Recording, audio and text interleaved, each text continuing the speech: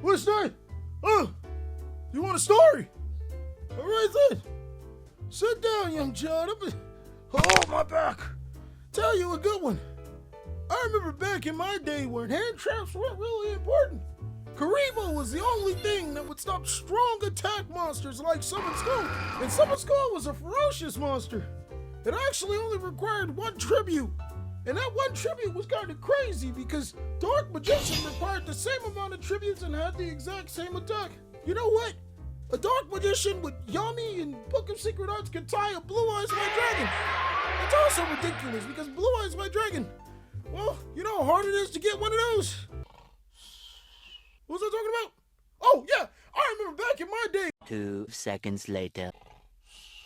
What's going on with y'all, big dog? And it is an amazing day for Yu-Gi-Oh!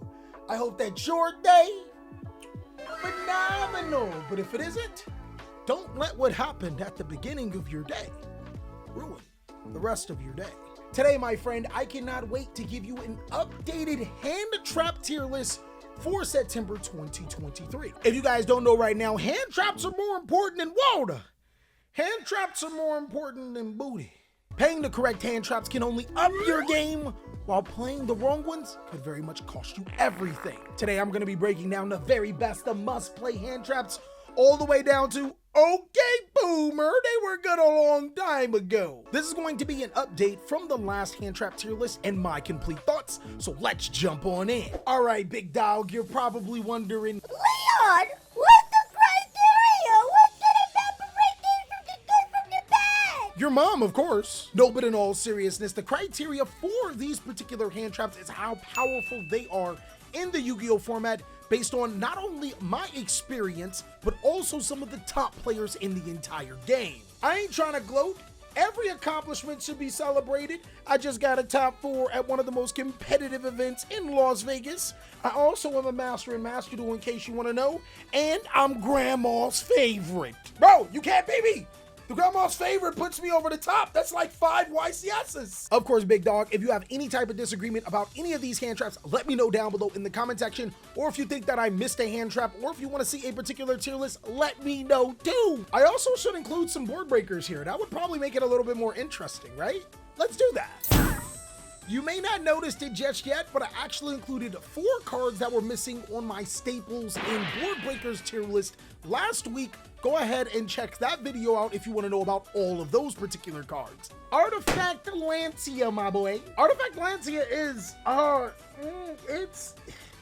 it's not a good card. Artifact Lancia can actually be pretty decent in some situations, so if you find yourself against these, then maybe you can play them. It can be really, really good against bestial monsters on your opponent's turn, so consider it if you're playing against a dragon deck. It's also deceptively sneaky against Kashtira, because sometimes they do want to banish on their turn, and it actually can prevent rescue waves from summoning their big, powerful monsters. But to be honest, you gotta cook it if you play with this card. You going dangerous. One thing that I will say about Artifact Lancia is that it does have a benefit too. If you're playing cards that will banish themselves instead of going to the graveyard, this card can reset them right back. So that could be a thing, but I wouldn't necessarily bet on it right now. Ash Blossom in Joyous Spring, the big forehead bitch. Chat, I know I'm going to be real divisive right now, but Fee Ash is actually the better Ash. The only reason why I even played the other one is because it's a higher rarity. Let me know, guys. Do you like the feet or forehead? Pause. That sounds crazy. But Ash is, it's a must play. There are some really powerful situations where Ash is really good.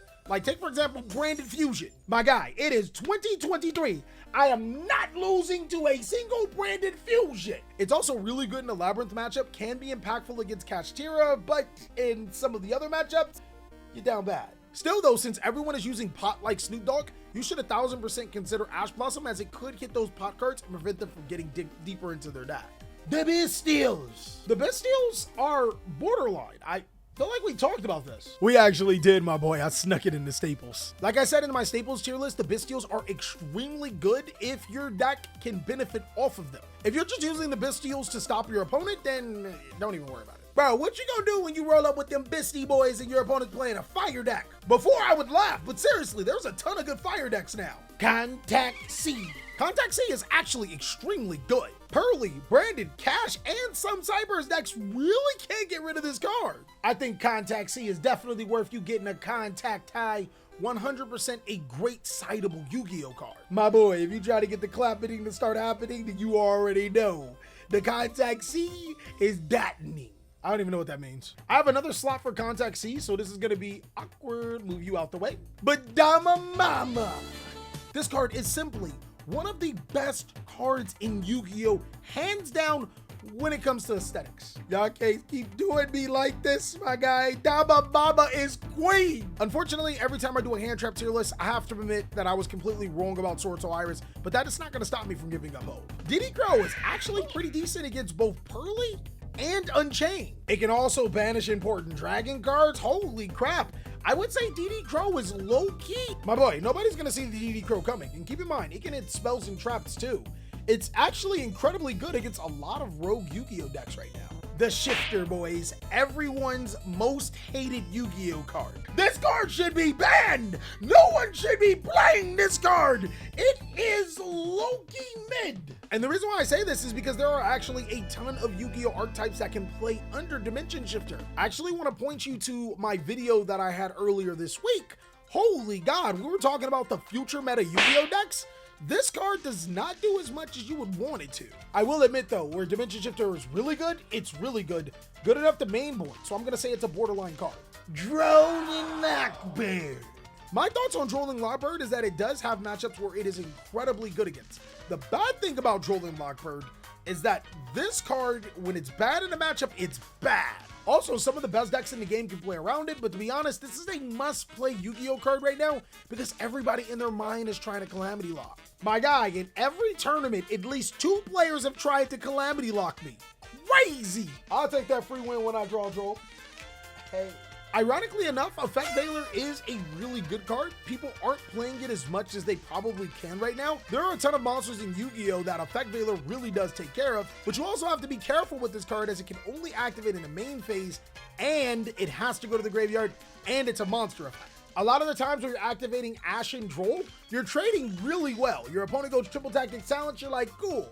But Veiler, it don't feel so good all the time. We had Fantastical Dragon Phantasme a lot higher last time. I'm gonna put it in OK Boomer. This is not a card that you wanna play right now, despite there being a decent amount of link decks in Yu-Gi-Oh! And the reason why I say this is because this card just simply won't get as much use as you would probably want it to. Now, Cyframe Gear Gamma is actually borderline. One thing that I will tell you about Dragon players is that they figured out how to play this card. They've actually been using the Red Eyes engine to be able to summon the new Red Eyes monster, Red Eyes Black Meteor Dragon, sending the Gamma from death. It also allows them to keep that 1 copy of Collector's Rare Gamma because they own some massive copium right now. I think that it's really cool that Black Metal gets you 2 searches at the same time, and Gamma, when you're able to pop it off, is crazy. Another great thing about Gamma is that no one sees it coming, which is even crazier. I think that this card is actually really good where it's really good, but you got to be able to suffer that normal monster. In my last hand trap tier list, I said that Ghost Ogre and Snow Rabbit wasn't a great card. I actually want to retract that. It's a decent Yu-Gi-Oh card in so many matchups. There are a ton of continuous spell traps and field spells that want to be able to use their effects, and Ghost Ogre can stop them. But my advice for Ghost Ogre and Snow Rabbit is not to just play it in any Yu-Gi-Oh deck. Play it in a Yu-Gi-Oh deck that actually benefits from it. Like how Gold Pride Punk can easily search this card with Jam Dragon Drive. Outside of that, you could consider this a side-worthy Yu-Gi-Oh card, but again, that's only if your area is really heavy on those continuous and field spells. Ghost Sister and Spooky Dogwood, my boy. One thing that I have noticed about Yu-Gi-Oh right now is that it is incredibly grindy. Sheesh, my guy. I had multiple games. One game take 30 minutes. Now, personally, I actually like it like that. If we made Yu-Gi-Oh a best of 1 and then made every Yu-Gi-Oh deck consistent and took out all of the bullshit floodgates. Who am I kidding? Konami's not that big brain. Under those particular situations, Ghost Sister and Spooky Dogwood could be a really good card. Ghost Sister and Spooky Dogwood really does thrive when games take long times, and because there's so many interactions in Yu-Gi-Oh, Ghost Sister could be a solid side deck Yu-Gi-Oh card. Ghost Bell, mama! Ghost Bell's actually ridiculously solid. It's crazy how Ghost Bell all the way up here and Diddy Crawl all the way up here, but it's reasons. There were way too many times where I sided in Ghost Bell in Haunted Mansion, and that's because it has those niche applications that are really, really important. Ghost Bell secretly stops so many good cards in the game, but I would like to say that the really good right now would be technically secondary hand traps. Hand traps that you would consider playing if you're playing a ton, not hand traps you would play over the must play. With that being said, I would also put Ghost Mourner into that really good category. These are really good secondary hand traps that you can use to flesh your deck out if you want to play more hand interruptions and already play a maximum copies of Ash and Droll. Out of all these though, I would say Ghost Mourner's the strongest, Ghost Bell's the second strongest, Effect Veiler's the third. The reason why I like Ghost Mourner so much is that players are using cards in their draw phase to play around Droll and Lockbird, and that's something that Effect Veiler can't hit, but it's something that Ghost Mourner can. Your opponent's definitely going to be mourning over what happened with that monster effect, but also keep in mind, if you're using Ghost Mourner on your turn, if your opponent has an on-summon monster effect, Ghost Mourner has to be Chain Link 1 because of how the TCG works. So essentially, I'm saying more often than not, they're going to get their effect. Ghost Reaper and Winter Cherries. Where them boys at that be saying, That card amazing! This card win me games! stop it. Ghost Reaper and Winter Cherries isn't even good enough to be niche. And I think that fits the criteria because a card like No Material would 100% be niche right now. No Material can stop some really powerful decks that need to use that one monster to start popping off, and that's really huge right now. But also at the same time, you gotta remember about No Material's effects. You can't control no cards. If you have that past turn one, you're probably losing. Infinite Impermanence is the last and final must-play Yu-Gi-Oh card.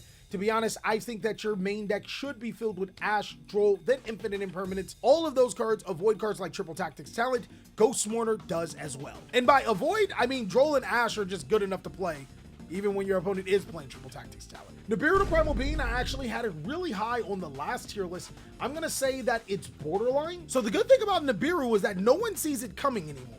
The bad thing about Nibiru is that a lot of decks just sub it under 5. Some of the better Yu-Gi-Oh decks going forward, like Rescue Ace, Vanquish Soul, and Labyrinth, don't care about Nibiru whatsoever. It's a really interesting situation because in the matchups that it's really good against, it's great against. Cypherring Delta, I'm done with the coping, guys. The best spell cards in the game are the book cards. In order for them to book you, you have to have a monster on the field.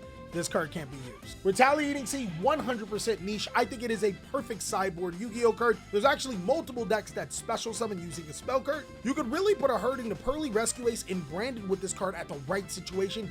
And it searches Contact Sea. Bro, just when they thought they couldn't deal with Bo Roaches, we probably gonna search Max Sea next time. We ain't doing that. There's not a ridiculous amount of targeting, but I would still put Seravis at niche. The reason why I would put it here is because there are still some great monsters that target and destroy cards, and I wouldn't necessarily rule this card out, especially if you're taking advantage of Herald Arclight inside of your deck.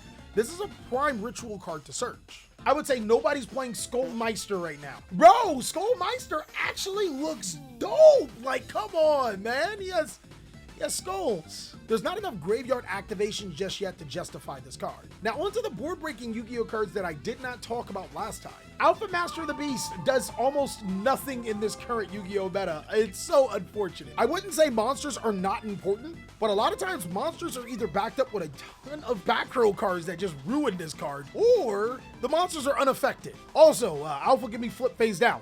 Damn. Herald of the Abyss is a really, really good Yu-Gi-Oh card. This card is crazy good at just stopping your opponent from doing all types of weird Yu-Gi-Oh things. Keep in mind, guys, Herald of the Abyss forces the opponent to perform the action. So monsters that normally wouldn't be affected by spell or trap card effects, like purely Noir, will be sent to the graveyard by this card's effect. Ultimate Slayer, guys, I want to say niche, but again, way too many interactions in Yu-Gi-Oh that just don't make it worth it. I know one thing's for sure, all my dudes in the Shadow Gang, y'all girls slay. Hey, show your girl this. Hey, seriously, show your girl what I'm about to tell you. Hey, Queen, I know you might not know, but your boyfriend, absolute Chad. He is amazing. If you leave this man, you gonna regret it. I'm telling you, he's a unit. He subscribed to this channel and he knows what he's doing. He about to go places. You guys can also share this with your mom because some of y'all ain't got no girls. Well, that's because you ain't subscribed. And that's all that I have for the hand trap tier list. Again, really, really awesome to give you guys an update. And if you guys think that I put something too high, too low, let me know. And if you think that there was something that I missed or a tier list you want to see, also let me know. I hope you're having an amazing day, and I'll catch you on the next video.